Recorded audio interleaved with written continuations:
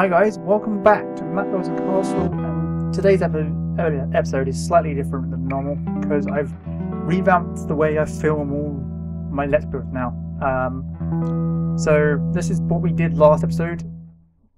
Basically today I want to try and do as much of this building as I possibly can. You may also notice that the videos are about half the length that they used to be, just because this video itself is taking me about 5-6 hours to film. Compared to my older ones that used to take 20-25 minutes. I want to spend longer making these videos, make them better quality and more interesting for you guys to watch. So let's get into this. So I started off by finishing the foundations that I preset from the last episode, just so that I can work out what I want to do next and lay out the rest of the foundations for my design. I don't really have a preset design in my head that I work off. I do it as I go. That way it's a bit more interesting for me. I spend so long building that it's more, it comes to you as you build it as well. Because I am always changing stuff as I build. After I did that, I went inside quickly just outside the camera view so I could finish off the floor that I started laying last episode. And now I'm just working my way and planning out these towers. I wanted everything to look symmetrical and the same. So what I try to do on one side, I always try and copy on the other. It's a castle, so having a castle that looks symmetrical is always very impressive, and it's hard to do well. Here I'm just building a quick doorway so that I have a resting point for my roof when I go back to build it later on, and then I start to build up the walls a bit more and work my way around this upper floor. At the moment this is the only upper floor I have.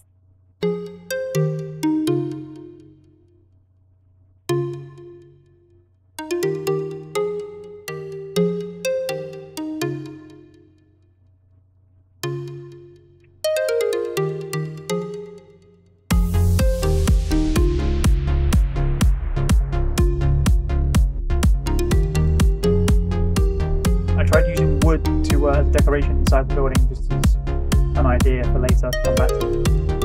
I also redid this circle in the middle of the castle just as a reference point for a tower. I was thinking of doing in the centre.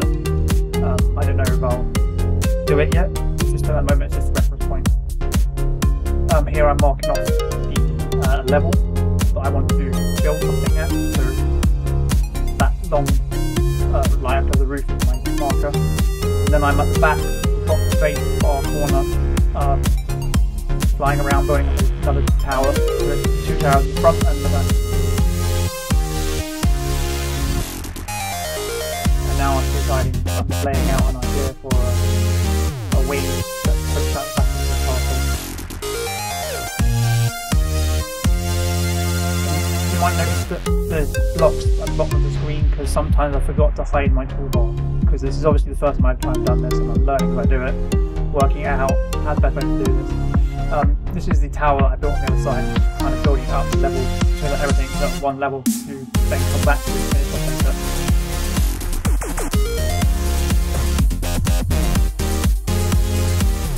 And there, right from the start. Seeing as I built that tower, I also finished off, I mapped out the walls back to the other side. And made a marker for something. Oh, the doorway too. Oh, that doorway's a bit low. I make that doorway higher. At the moment it's not level with the floor of the building.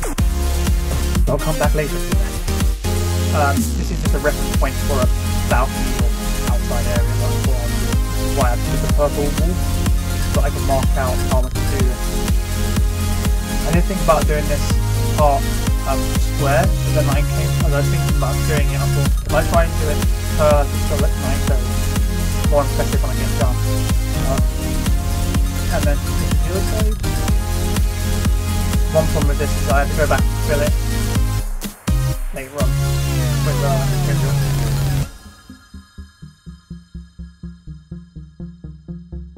I don't know, I'm building the wall back. Here we go. The flow, make sure there's no gaps I missed. And now I believe I'm laying down brick.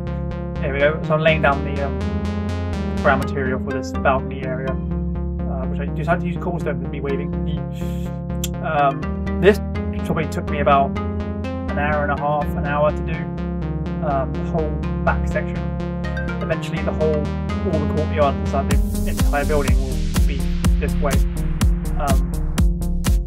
Well, not this, I mean this material, which is cobblestone, because using a ground material over a large area can get very repetitive, but it also makes it feel like one building.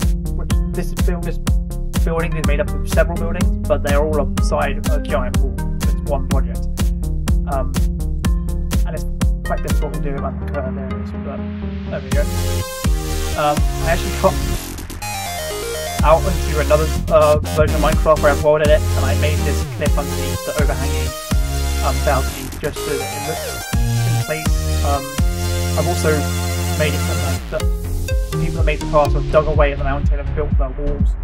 That's why parts of it are stone and some of it are brick. And there's me just waiting for the camera to come round.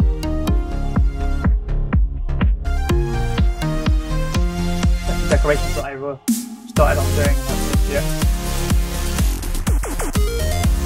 So this is just a quick little tower in the corner that I do, and then building up the main wall of the castle, measuring across to make sure everything's level. Using coloured walls is a really good way to make sure everything's either level, or you can kind of use your foundations. There's a lot of variety of different colours of it. I was doing this so that I can come back next episode and design the walls and decorate the walls, because there's a lot of variety in this build, and I need to go back and look at this building and decorate it so that it doesn't look all the same and bland.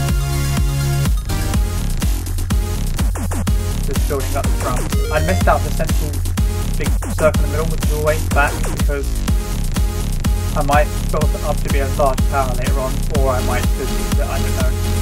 I haven't decided what this building would be. When I started building it, my plan was for it to be the main building where the king would live, or whoever lived in the castle would live. But I might turn it into a soldier barracks for the soldiers and have a horse stable outside the front. And then I'm just clearing up the leftover stone from the world edit thing that I did.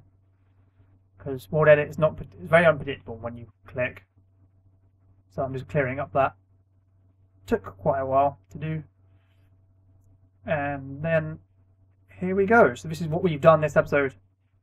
This episode is just under 9 minutes in length, and we've done a lot more on this than we did last time from the previous episodes in under half time. So it's kind of strange for me to be filming in this way. I don't normally do it like this, but I like it. It takes longer to film, and when I look back at the videos, I feel like I've achieved more. So let me know, guys, what you think of this format or layout of filming, and if you like it, I will continue to do it, because I rather enjoy filming like this. It's quite fun just to film differently from how I normally do every once in a while and change things up.